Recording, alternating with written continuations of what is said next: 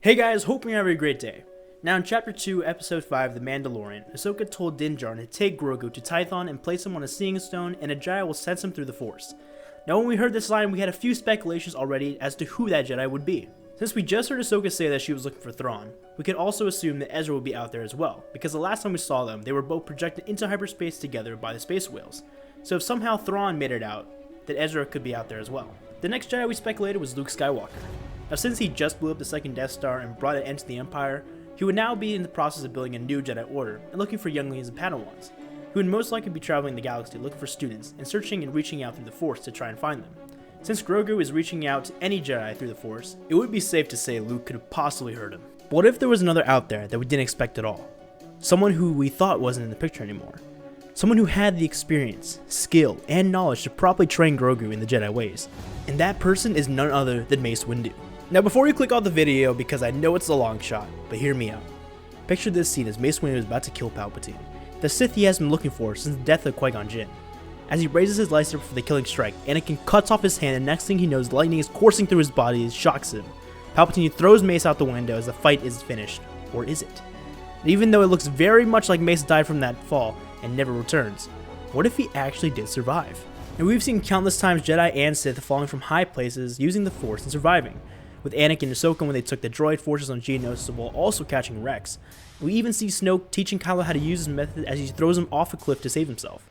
Now you might be thinking, but that was a very long fall for Mace to survive, and yes, but Mace was also one of the most powerful Jedi of his time.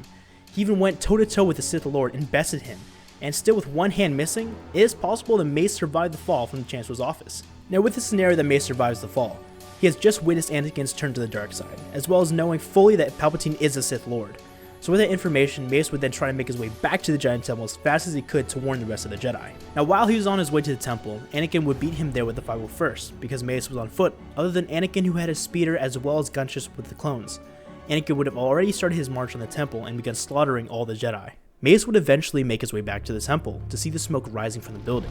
Screams, blaster fire, and the sound of hundreds of lightsabers that Jedi tried to defend themselves. He wants to help, but is too injured and weak from trying to make his way back. He watches helplessly as his brothers and sisters are being mowed down one by one.